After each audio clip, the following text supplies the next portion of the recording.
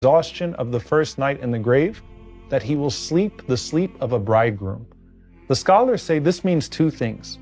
For one, it'll be a deep sleep.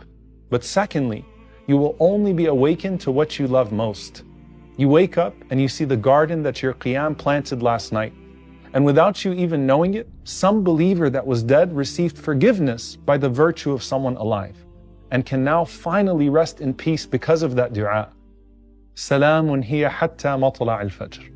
But while your body is exhausted after all that prayer last night, how rested does your soul feel? Qiyam is the joy of the believers in this world, and that's not just in the last 10 nights of Ramadan, but because it yields a Jannah in the heart before the Jannah that we seek in the next life. Abu Suleiman al-Darrani rahimahullah said, لَوْلَا اللَّيْلِ لَمَا أَحْبَبْتُ الْبَقَاءَ فِي الدُّنْيَا. If it wasn't for the night prayer, I wouldn't want to live in this dunya a second longer.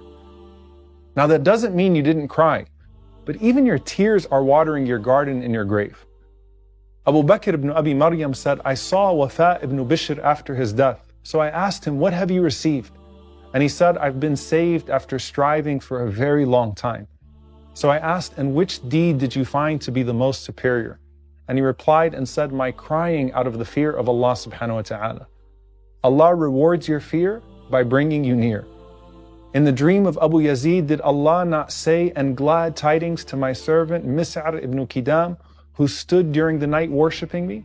It is sufficient an honor for him that he will now visit me, where I will reveal my noble face to him.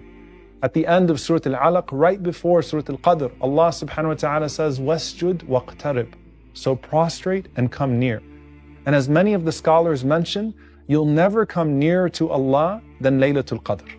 But on every other night of the year, you have that opportunity in the last third of the night to draw near to the Lord of the worlds. And in the barzakh, He'll bring you even closer. Qubays ibn Uqba says, I saw Sufyan al-Thawri in a dream after his death, and I asked him, what has Allah done for you? He said, I beheld my Lord with my own two eyes. So he said to me, Haniyan rida'i anka ya ibn Sa'id, be at ease, O Ibn Sa'id, for I am pleased with you. You were devoted to standing in prayer when the night approached, with the tears of one longing and the heart of one deeply attached. Now you may choose any castle that you please, and you may visit me, because you are not far away. Tahajjud is a lifestyle that can be more addictive than anything else in the world, and more rewarding than anything else in the world. And just as it's done in secret, it has its secrets in the soul as well. The best of gifts are the ones that are secret gifts from Allah to you, for which you haven't yet been rewarded with any praise in